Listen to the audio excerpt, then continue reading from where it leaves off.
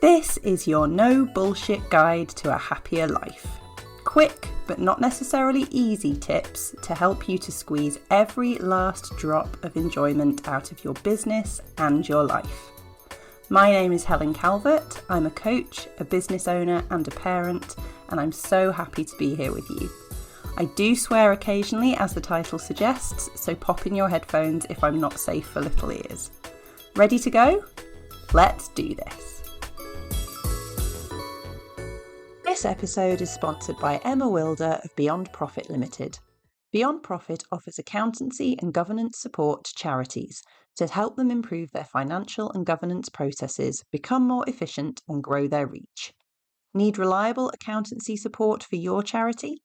Whatever your requirements for finance support, the Beyond Profit team has the knowledge and expertise.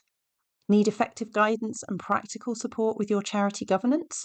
Beyond Profit work with charities to develop their approach, ensuring that there is a clear line of delegation from the board to the CEO.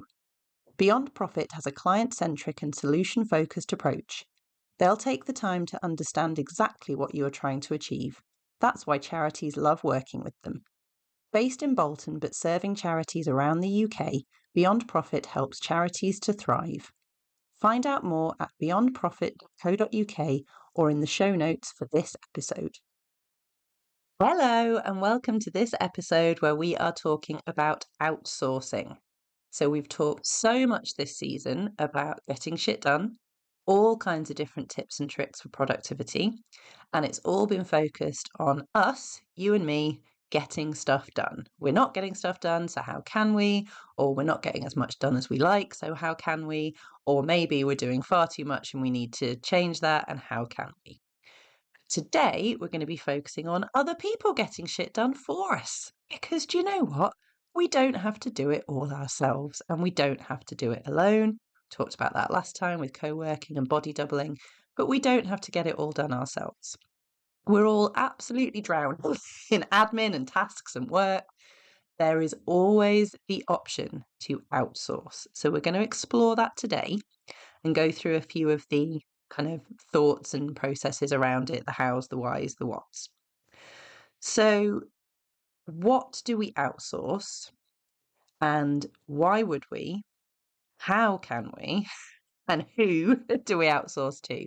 Now, I do have a lot of experience here because I started my business in 2018 as a VA, as a virtual assistant. So if you're not aware of what a VA is, although I know a lot of my listeners are VAs, but if you're not aware, it is a freelance admin person. So back in the day, we had secretaries, we had PAs, we had executive assistants.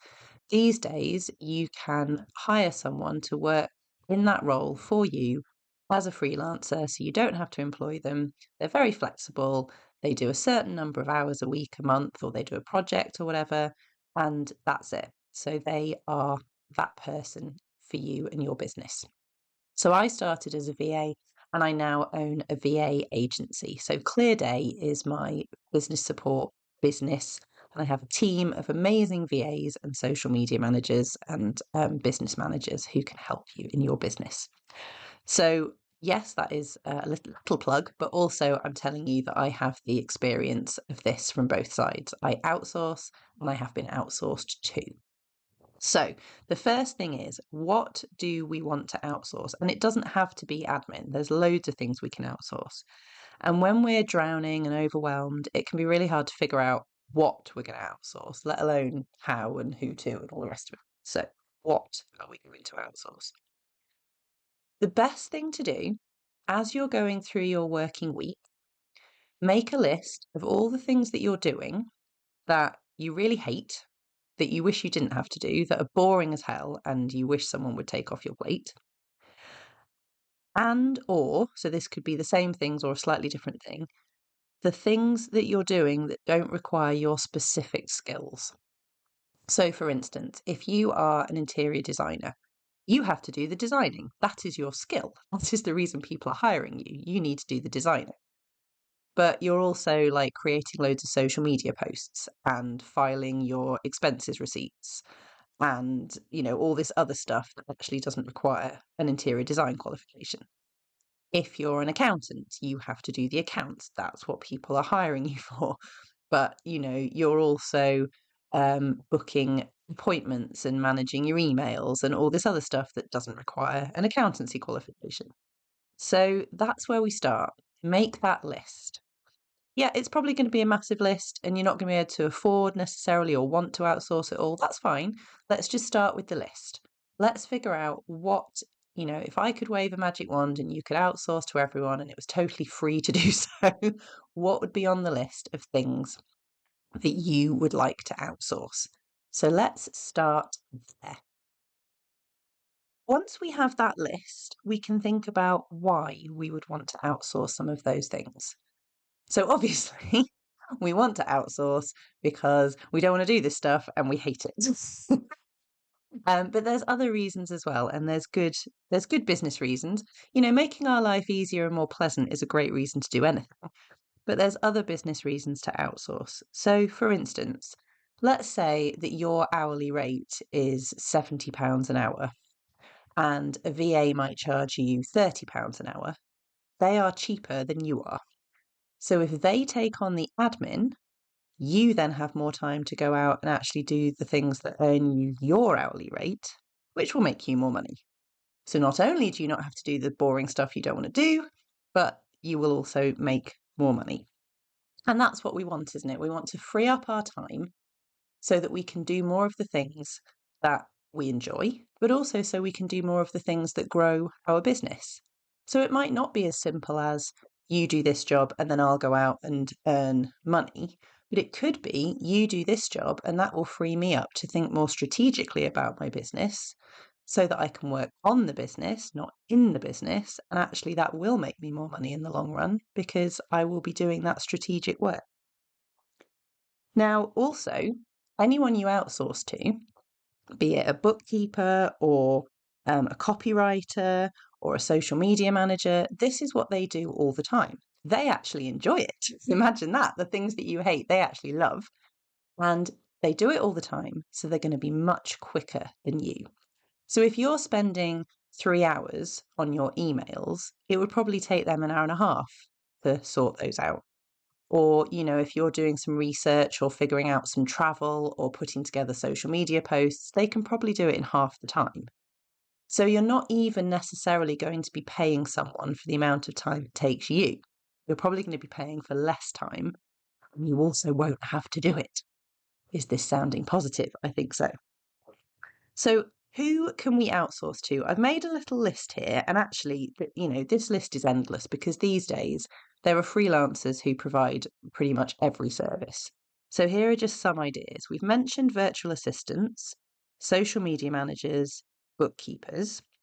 There are online business managers, which is like being a virtual assistant, but it's more in depth. So they literally kind of manage your business for you virtually or part-time or freelance, however you want to characterize it. You've got copywriters, website designers, graphic designers. There are also people who provide IT support, which again, you don't have to, even if you're a reasonably sized business, you don't have to employ an IT manager. You can use a freelance IT manager and use them for just the amount of time that you need them. Same with human resources, all these other parts of your business.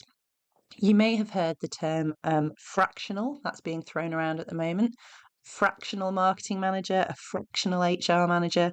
It's just another way of saying part-time, freelance, not employed, not there the whole time. So really, this is why we start with the list, because whatever it is that's on your list that you want to outsource, there will be someone you can outsource it to. That's not an issue. There is a freelancer for everything these days.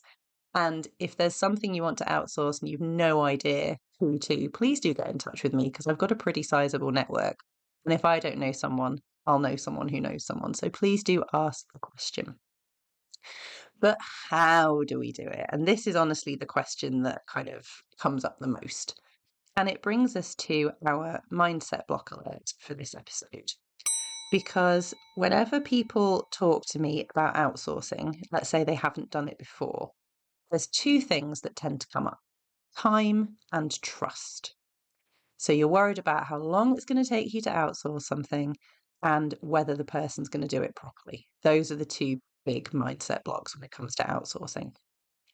So we'll start with time. Yes, it will take time at the start, and it should, unless it's something really straightforward. So let's say you said to somebody, I just need you to book me a flight to Geneva and I need a hotel for a couple of nights. Can you just get that done? That's relatively straightforward for someone who usually does travel bookings. Even so, as your relationship with them goes along, they're going to know loads more. They're going to know, actually, do you know what? They're not an early riser. They're not going to want the 9 o'clock flight. They're going to want the 3 p.m. flight. And I know they're going to want an aisle seat. And I know they're not going to want breakfast at the hotel. So even when it's something simple, the longer you've had the relationship, the better it will be because they'll learn even more. But if you're outsourcing something quite complicated, you want it to take some time at the start because that's how it ends up getting done properly. So yes, you're drowning, you're overwhelmed, and you're thinking, God, I've got to outsource, and now I've got to spend time explaining to someone how to do this. Well, yes and no. So yes, you will need to spend some time getting the things delegated and outsourced. So it won't save you time today. It will save you time in a couple of weeks. And it will save you more time as that relationship goes along. But remember, anyone you outsource to is used to being outsourced to. So you are not going to have to explain every little detail. They will ask you for the details they need, and they know how hard it is to give up control of parts of your business, and they know ways to make it easier, which is where we come to trust. Because it's absolutely vitally important that you outsource to someone you trust. And yes, this can be a lot about their experience and how they come across and their skills and their qualifications, but also it just comes down to that connection and that gut feeling. If you find someone that you really work well with and just gets you, you get them, you're on the same page, that is going to work. If you find someone who has qualifications coming out their ears, but you just aren't feeling it with them, it's probably not going to work because you're not going to wholly trust them. But if you find someone you have a great connection with, they will know how to help you to outsource to them. So it's not all in your hands. It's not all on your shoulders. And if it feels like it is, it might not be the right person that you're outsourcing to because they should know how to make that straightforward. You want to find someone you can be really honest with as well. This has certainly been my experience. If I find someone that I can be honest with about my neurodivergence, my mental health, my anxiety, perhaps you've got, family commitments that make life tricky, perhaps you've got physical health challenges, whatever it is, the more honest you feel able to be with this person, which again comes down to the connection you have with them, the better able they're going to be to help you, also to understand how you want to be helped. So if someone comes to us and says that they have ADHD, we know that there are going to be certain types of communication that are probably going to work well for them and types that aren't, and we can have that conversation. If someone doesn't tell us and then we're left wondering, why are they not replying to these emails? Or why are these WhatsApps not getting read? Or why is that not being done? It's because they haven't felt able to explain to us they have certain challenges. And without knowing that information, we can't necessarily address it. Now, of course, everyone can ask questions when you start working with someone. It's good practice to ask questions and find out what their needs are. Not everyone feels confident telling a stranger straight up, oh, yes, I struggle with anxiety and, my 3 kids are neurodivergent and basically feral and all this kind of stuff. So it's really important to find someone you can be that honest with, someone you can have a bit of a laugh with, someone who gets it. Where do you find these people? Well, this is another reason to go back to a very early episode of this podcast, right at the start of series 1. This is another reason why we network. We don't just network to get clients. We network to meet people who are going to be able to support us in our business and to make those connections and to find the people who we trust. And maybe if we trust them, they know someone else that they trust. This is why we build our network. Because once you have a network of people that you trust, then you can outsource stuff to them. And then getting shit done becomes remarkably more straightforward and less stressful because you have a team on your side. Now, we haven't really discussed cost here. Of course, cost is an issue because you're going to be paying anyone you outsource to unless you do a skilled swap. But don't assume that outsourcing is prohibitively expensive. Have that list of what you want to outsource, find out who could potentially help, and then have the conversations. Because a lot of the time, if you say to someone you have a certain budget, they will let you know what they can do within that budget. So it's worth having the conversation and think about how much you can get done and what you can get done if someone else takes the crap off your hands. So that is a little whistle-stop tour of outsourcing as a way to get shit done. Let's be excessively kind to ourselves and admit, because it shouldn't be a big admission, that we all need help. None of us can do everything ourselves. Why would we want to?